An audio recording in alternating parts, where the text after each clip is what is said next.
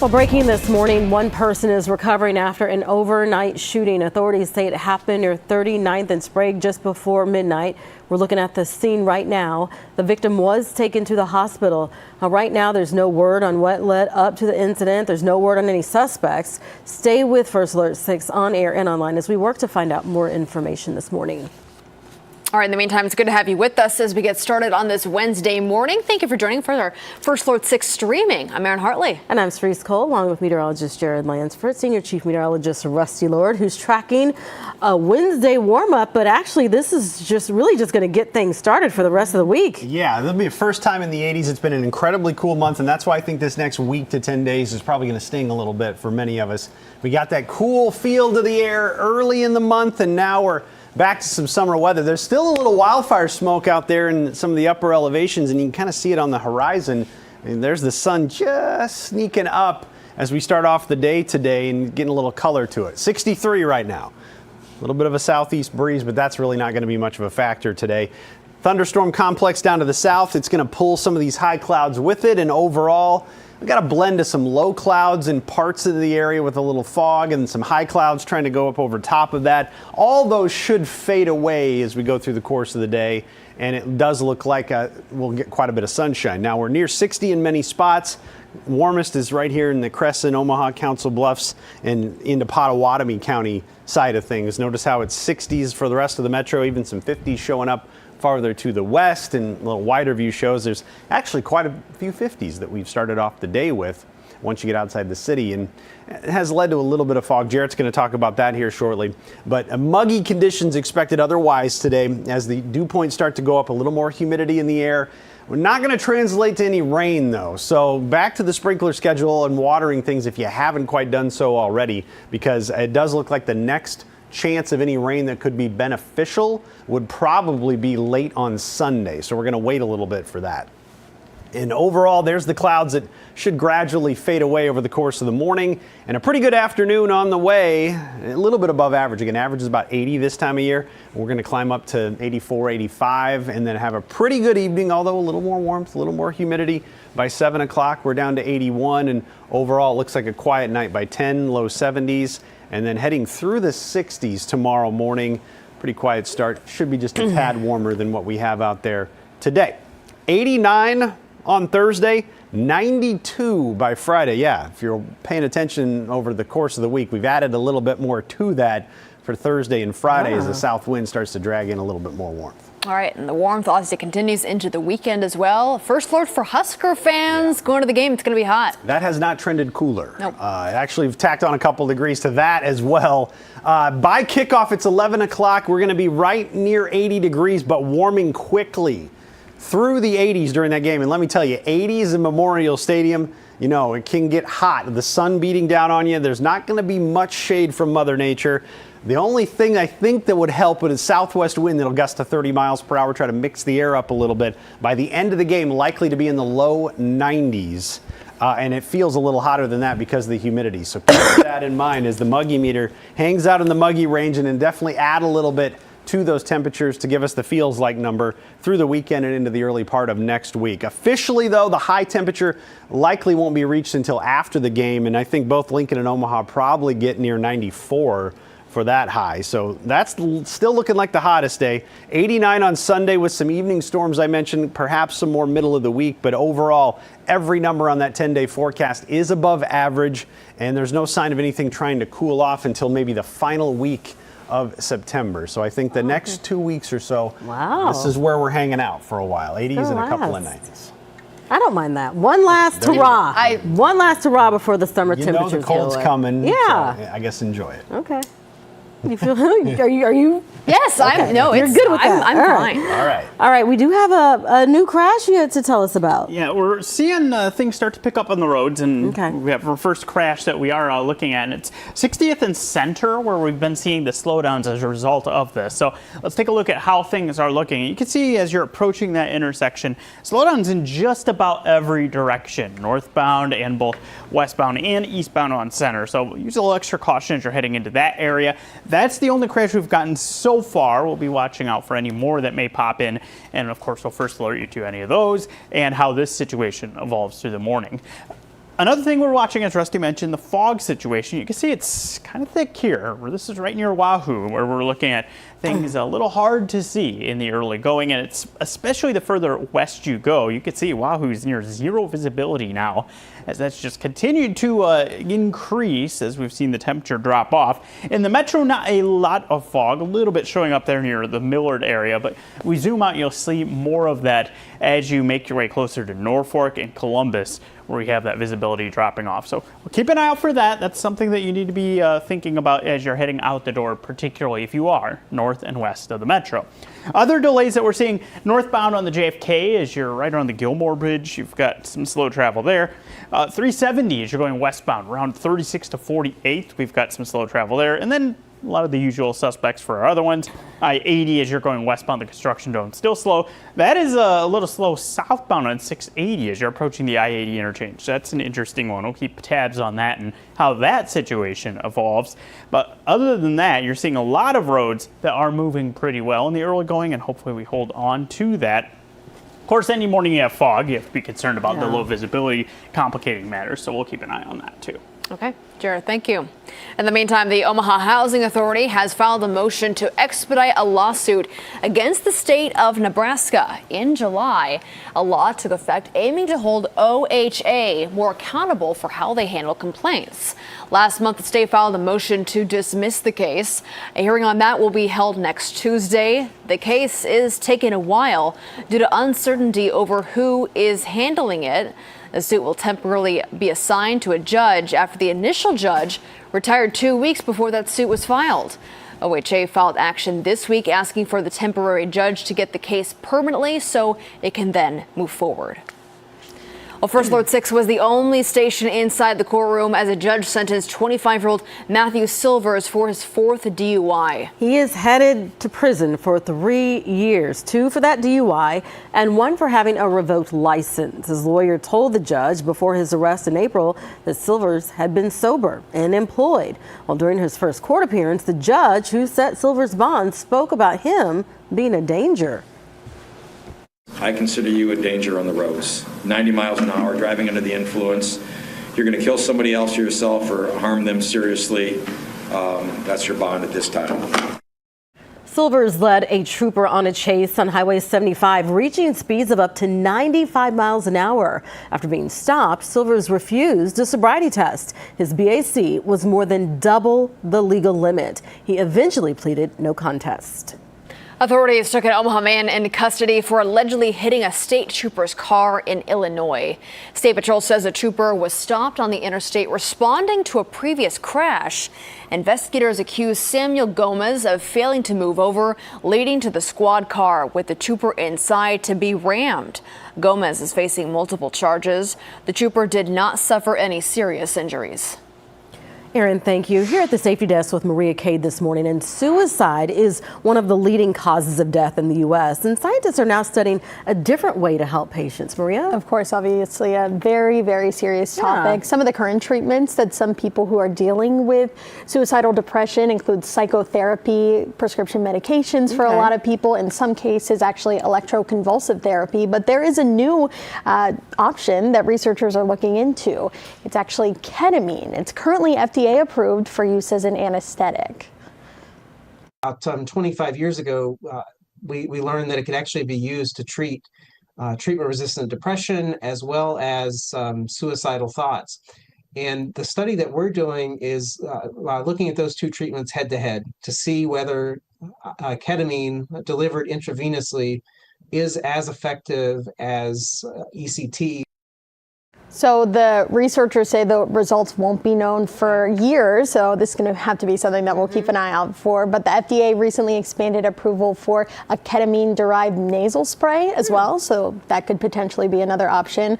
Of course, if you or someone you know needs help, is suffering from these thoughts, you can call or text the Suicide Crisis Lifeline. That number is 988. It's so important. All right, Maria Cade at the Safety Desk this morning. Maria, thank you. And we are back after the break.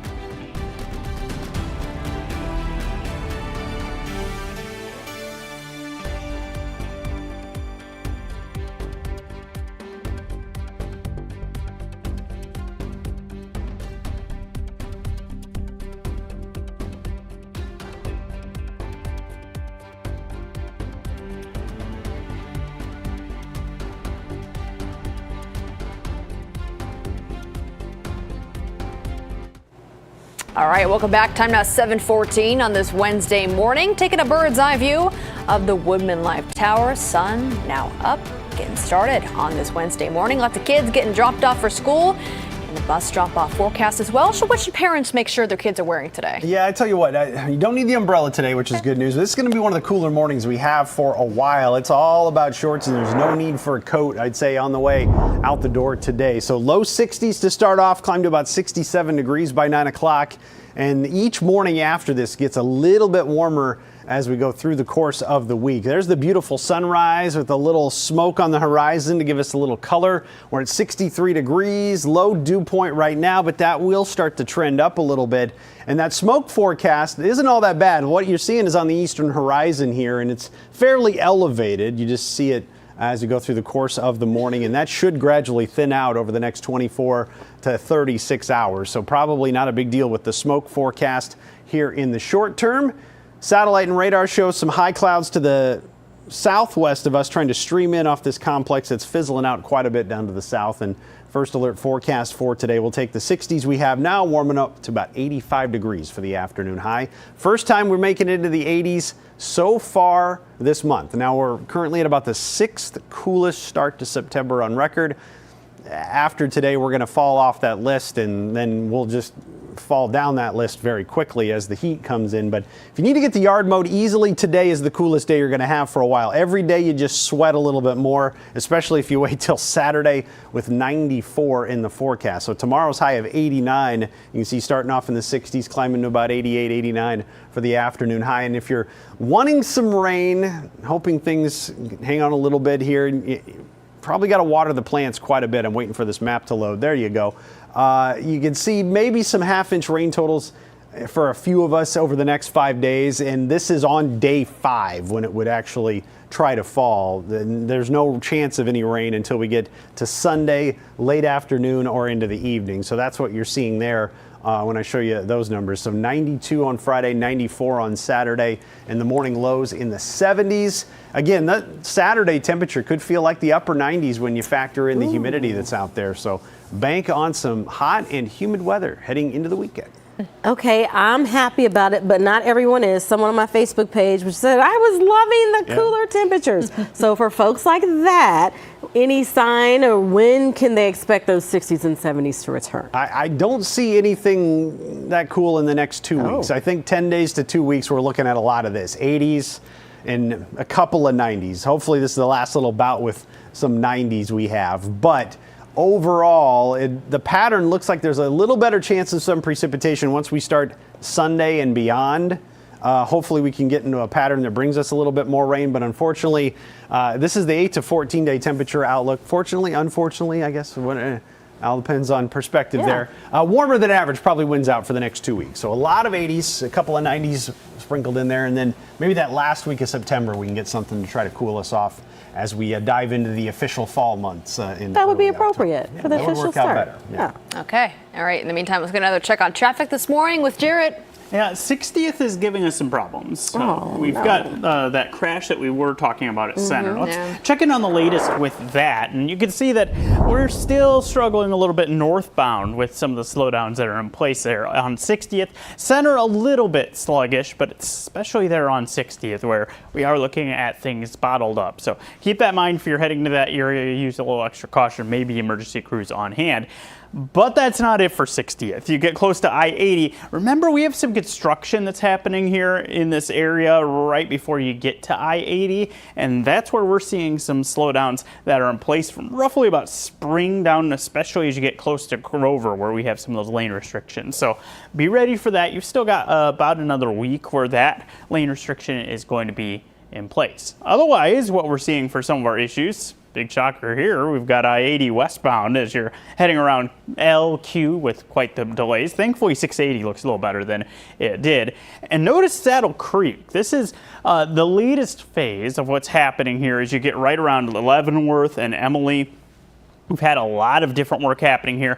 We have some varying lane restrictions that are in place now. This is for striping that is happening on the road through Monday. And so you're going to be looking at some possible differences in what the situation is as far as traffic flow as you drive through this area from time to time over the next week or so. Right now, it's northbound Saddle Creek that is really struggling with some of those delays. So be ready for that as you're heading out this morning. Also, Farnham, the newest phase of the streetcar, that's closing eastbound travel between 40th and 35th today. So plan around that. You may need to use Dodge. Eastbound Dodge looking pretty good in that part of the metro. A little slower as you get right around 156 to 168. And you have a little bit of a slowdown westbound as you're approaching 90th. But all told, a lot of the metro actually looks pretty good at this point in the morning. Hopefully we can keep that going through the rest of the commute. All right. Yeah, Jared, thank you. A first alert to Omaha City Council's final approval on several items. Those include creating a trap and skeet coordinator to run the city's skeet park. The council also allowed the mandatory requirement or retirement age to go up for some workers from 65 to 68 so they can get a better pension. And finally, City Council authorized Omaha Police to spend $1.4 million on the department's drone program. Happening today, the city of Omaha will celebrate the opening of the Baby Bob Bridge downtown.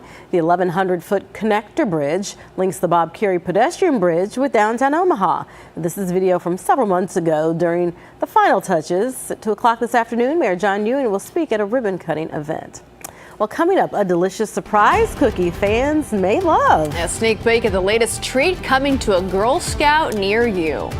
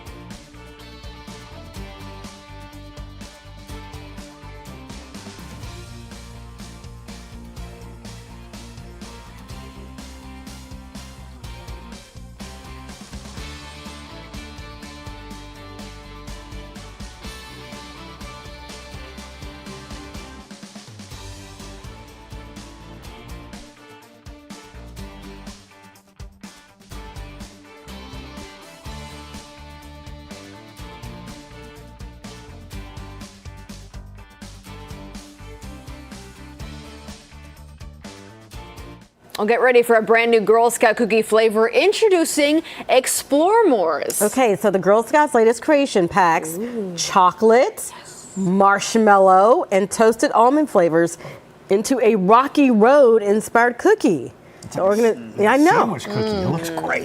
So the is it a sandwich cookie? Oh, Yeah, okay. Yeah. The organization says the name captures the limitless spirit of exploration that drives Girl Scouts. Explore More's will be sold nationwide next cookie season, so you have to wait. It's January to April. Let's rapid fire. Favorite cookie for Girl Scout cookies? Down the line, Maria, start. They used to have a dulce de leche cookie that I loved, and I was a Girl Scout. Yeah. So every year, I would make my mom buy a bunch of boxes of that, but they took it away. They need to bring That's it back. What they do. They Yes. take some of those. So that was my What's your favorite. favorite? Peanut butter patties. Okay. I was a Girl Scout too, and Samoas or tagalongs.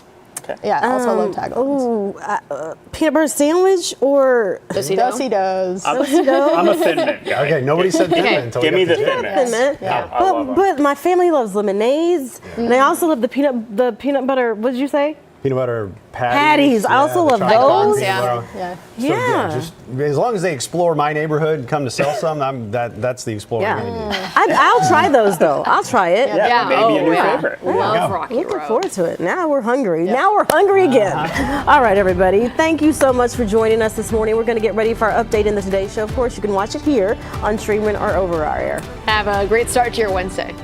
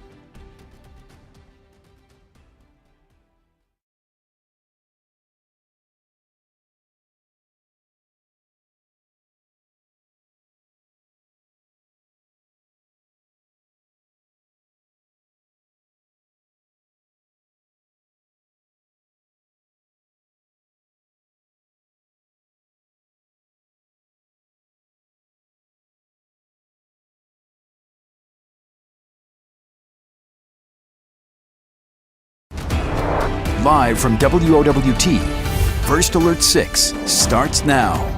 Good Wednesday morning, everybody. It is 7:26. I'm Cerise Cole. And I'm Erin Hartley. Let's get another update on a crash that Jared's been talking about this morning. Yeah, well, this has been an ongoing issue in Exarban. This is 60th and Center, where we've had slowdowns that have been growing here as we've picked up traffic, and we're looking at Center as you're heading eastbound through this area, really backing up. You've got northbound 60th also slow. Use caution in that area with that crash in that part of the metro. Elsewhere, a lot of our issues come down to this. It's mainly as you're getting outside of the metro. This is Wahoo, where the fog is definitely a presence, and you can see how that thickens the further west you go. But starting to get close to the Millard area where you're seeing some of that. Watch for that in the early going. Rusty. Yeah, something to pay attention to. But here in the next hour, we should start to see the temperatures reverse course and hopefully start to burn that off. But pay attention. We got some high clouds actually rolling in over top of any fog that is able to develop. And you look out across the city and beautiful sunrise to the east, a little color in that from the wildfire smoke, but 63 degrees, dew point of 60 right now. Muggy meter, you can see that right on the low end of muggy with that 60-degree dew point. It'll climb a little into the afternoon. You're going to notice more of that with the heat that starts to move in. Now I say heat, average high today is about 80 degrees. And we'll go to 85. So it's nothing crazy, but this is the first time we've been in the 80s so far this month. So you're going to notice it today, more so tomorrow, and even more by Friday. 89 Thursday, 92 on Friday. Air conditioner will still be running, so those electric bills still going to be up there a little bit here for this month as well. Rosa, thank you. Breaking news we are following. A person was taken to the hospital in serious condition after this overnight shooting. This happened near 39th and Sprague just around midnight. So far, no word on what caused this incident or details about a suspect. All right, it is 7:28. We're back with another update for you in about 25 minutes. We'll see you then.